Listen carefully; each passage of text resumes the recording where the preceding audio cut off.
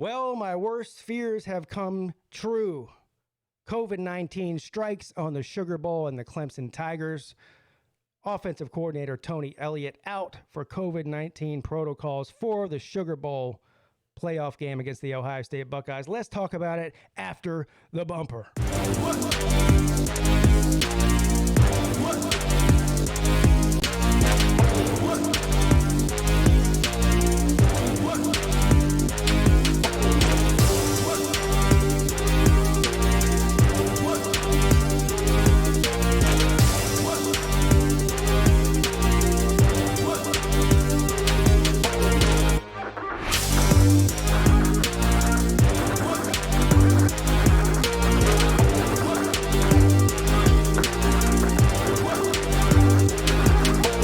What is up, everybody? It is your boy, Pigskin Pete. Happy Wednesday to everybody. If you're new here, make sure you hit the thumbs up and the subscribe button. I do these college football videos and live streams year-round. There is no off-season for Pigskin Pete. Devastating news, depending on who you ask, in the Clemson world, leading in just 2 days away, less than 2 days away now, from the semifinal matchup in the Sugar Bowl with the Ohio State Buckeyes. Tony Elliot, the offensive coordinator, longtime offensive coordinator, current solo offensive coordinator and play caller for the Clemson Tiger offense, former co-offensive coordinator with our boy Jeff Scott, who is now down there coaching the USF Bulls. I had a feeling something like this was going to happen. I didn't necessarily think it would be a coach, a play caller, Venables, Scott, Elliot, Sweeney, somebody like that. But Clemson did allow their players and coaches to travel home for Christmas. As far as I know, none of the other playoff teams allowed that. This is what you get with Coach Sweeney. Love it or hate it. Now, is that the reason that Coach Elliott is out? Did he contract COVID during the Christmas break? Who knows? I'm not a doctor, okay? They say this thing can be an incubation period for 10 to 14 days. He may have contracted it before that. Let's just look at the broad spectrum here. The team got on a plane today to go down to New Orleans. Who has Coach Elliott been in contact with in that time period? Is this going to be a similar situation to what we saw when Clemson traveled down to Tallahassee and that game got canceled? I certainly hope not. Okay, I hope this game is played. I believe everybody hopes this game is played. I also hope everything is safe for the remainder of the players and coaches on staff. Now, from an X's and O's and a game planning standpoint, if the game does go on, what exactly does this mean for the Clemson Tigers? There are a lot of people in the Clemson world who have been extremely critical of Coach Elliott's play calling, certainly in big games and other games too, over the past several years. One thing is for sure, though. Coach Elliott is one of the most decorated offensive coordinators, probably one of the best offensive coordinators in the country. I don't even think there's a debate about that. He has been a part of some of the greatest Clemson's offenses in the history of Clemson football and across the landscape of college football over the past decade, or maybe just under that, since Chad Morris left, basically. Here's the bottom line. Trevor Lawrence has had one play caller, or two if you include Jeff Scott, but one play caller in his ear for every game that he has played in a Clemson uniform, and that voice is Tony Elliott.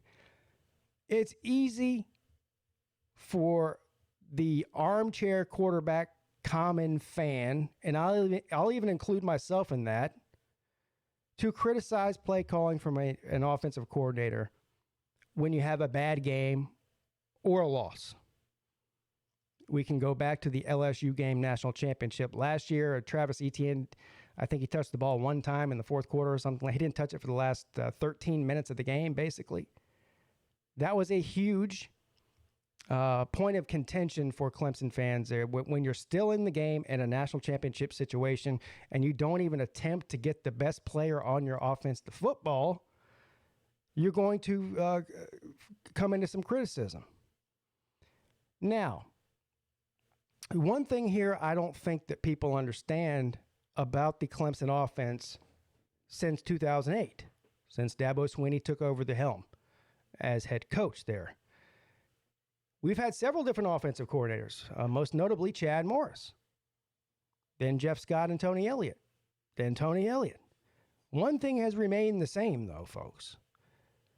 Dabo Swinney is looked at outside of the Clemson world as a guy who's just a CEO, just a people person, just a recruiter, just a good evaluator of coaching and player talent, and not an X's and O's guy. Well, one thing has remained the same since Dabo Swinney has been the head coach, being an offensive guy. The offense has looked the same. Now, they have changed a little bit based on personnel as they got bigger up front, as they got more talented skill players, as they got more talented quarterbacks, as they got more talented running backs. Across the board, they changed things from 2010 to 2013 and beyond. But let's not be naive here. Dabo Swinney is, in fact, the blueprint that makes the Clemson offense work. Now, as far as I know, Dabo Swinney will still not be doing the play calling. He'll have a hand in it. There's no doubt about that. But the guy who will be actually calling the plays and communicating with Trevor Lawrence in this game will most likely be quarterback coach Brandon Streeter. Of course, Streeter, I have no reason to believe that Streeter can't call the same plays. I mean, he's been there a long time too. I'm sure he's he's like this with Tony Elliott. They're on the same page. I still think it matters, though. Again, like I mentioned before, that Trevor Lawrence has heard one main voice in his ear, both literally and figuratively, since he got there, and that is Tony Elliott. So I'm not sure how this will affect the Clemson offense, if it will affect them at all. I think you got to say it would a little bit. Would this be an excuse if Clemson were to lose this football game? I would not use it as an excuse. Next man up situation, same thing if a player goes down. It is what it is. There's a bunch of coaches on the roster for a reason. There's a bunch of scholarship players on the roster for a reason in case somebody gets injured or goes down due to COVID-19 protocol or whatever the case may be. I think I could speak honestly here. We do a lot of trash talking over here, especially this time of year, with the whole daddy thing and all that. But I think most reasonable Ohio State fans and most reasonable Clemson fans want to see the best players play and the best coaches coach on game day and may the best team win, right? So I don't think there's any Ohio State fans out there that are cheering about this. I mean, maybe they are. I don't know. But anyway, it's unfortunate. It's unfortunate news that, even on a personal level, forget the X's and O's part of it for a second. On a personal level, it's unfortunate that Coach Elliott, after all the work he's put in with the players this entire season, a very difficult season, that he's not able to be on the sidelines. He's going to have to sit at home and watch it on TV. And this isn't a meaningless regular season game against Syracuse or NC State or Georgia Tech, right? This is a playoff game against a very capable team, a great team, in fact, in Ohio State. So it's unfortunate. I feel sorry for him. And on top of that, I hope, and I think we all hope, this does not bleed over into a possible either postponement or cancellation of this game. That's the worst fear for everybody. Hopefully everybody's healthy. Hopefully everybody on both sides of the football for both teams tests negative between now and Friday for COVID, and we can play this game as full strength as possible. So good luck to both teams. Feel bad for Coach Elliott and the players as well, but the game must go on, and may the best team win. I'll see you guys tonight at 10 p.m. for the live call-in show. It's your boy, Pigskin Pete, is checking out.